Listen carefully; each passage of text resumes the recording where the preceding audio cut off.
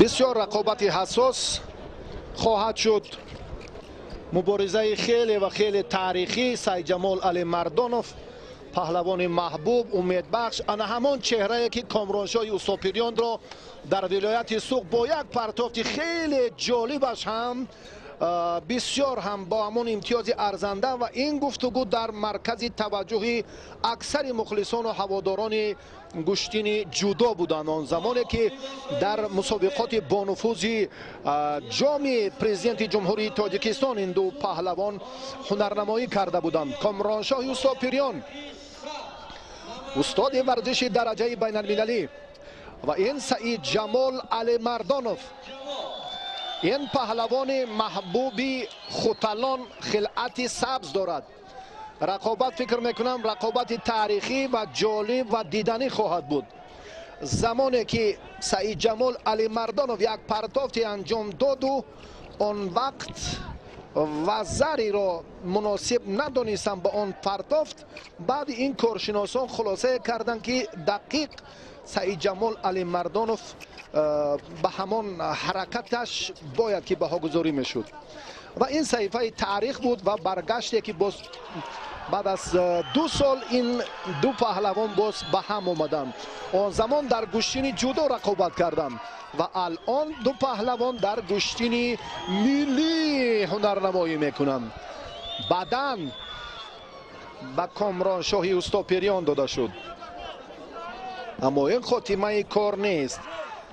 علی مردانوف حالا باز هم رجوع میکند برای داشتن گریبان رقیب. بسیار هم واخوری حساس است.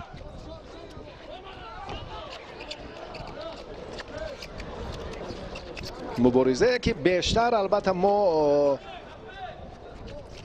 انتظارش بودیم. بارش باران اندک سد راه شد و بعداً باز هم تنتنه نوروز عالم افروز در شهر دوشنبه با دایر گردیدن این مسابقه برای دریافت جام پایتخت ادامه خواهد یافت.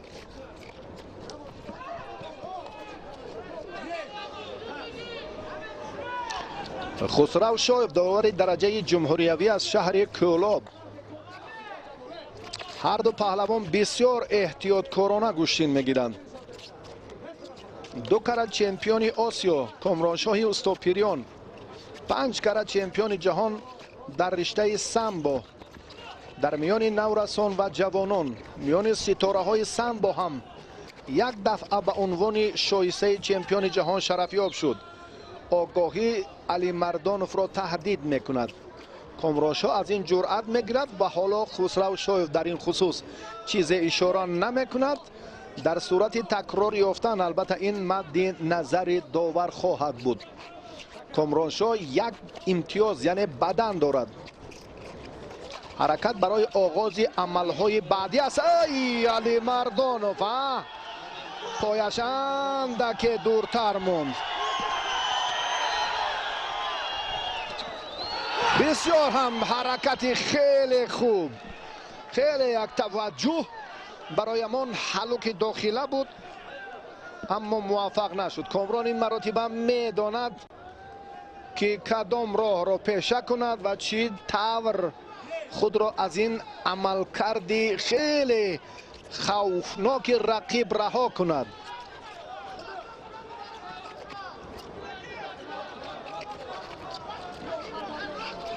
سعید جمال نزدیک نمی شود، اندک خودداری میکند از حالتی باز هم نزدیک شدن.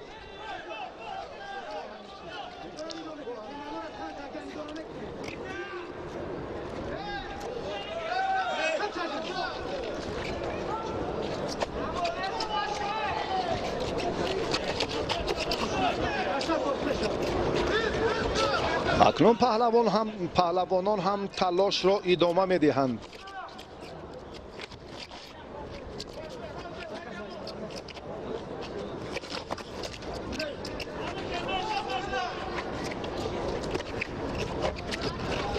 سعید جمال باید از همون مرکز میدان بیرون نشود.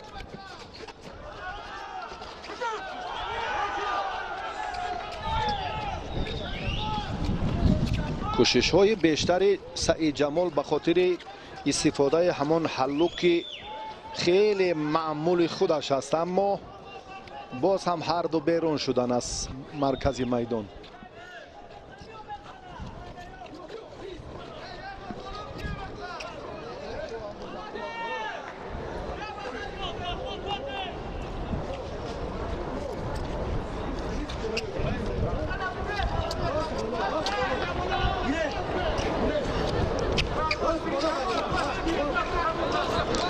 وقت کم مونده است. علی مردانов دیگر راه برگشت ندارد. باید در مقابل حریف اندکی باز هم صورت افزایی کند اگر خواهد که غلبه به دست آورد. کامرانشاه یک بدن دارد، حالا بسیارتر خواهش حمله ها را برپا کردن دارد. بیشتر رجوع میکند که زود چسبیش به همایی و مبارزه باز هم جانکتر گردد.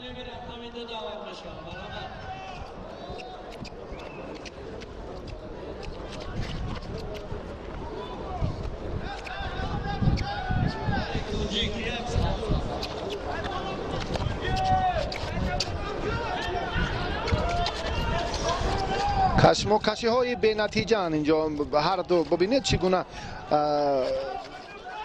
چسبیش حرکت لازم است که هم نتیجه بخش باشد، هم برای تماشابین هم بهتر. یعنی گریبان گرفتن و کشاله دادن این فرصت ها آنقدر نه در گوشین جودو نه در گوشین میلی ثمرآور هم نیست و در این سمت باید خودی پهلوانان که تجربه خوب دارند اعتبار زیاد دهند. کامرانشاه اکنون سری آستین حریف را داشت.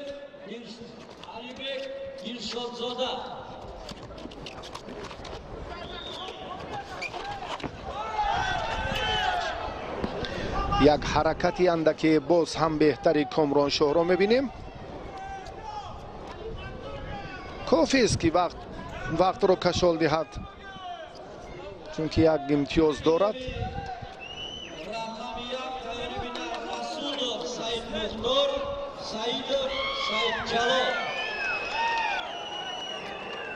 باورداری یک بدن غالبیت نصیبی کامرانشاهی استوپیریا.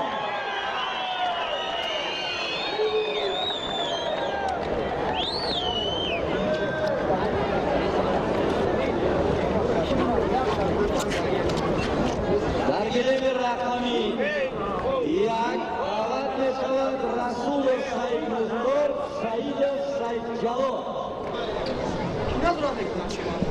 دقیقه هایی که پشت سر می شوند خیلی تاریخی هستند. هر دو چهره که امروز تلاش کردند خیلی برایشان این هم درس عبرت بود و کامرانشاه با همان یک امتیاز بدن موفقیت رو در این دور به دست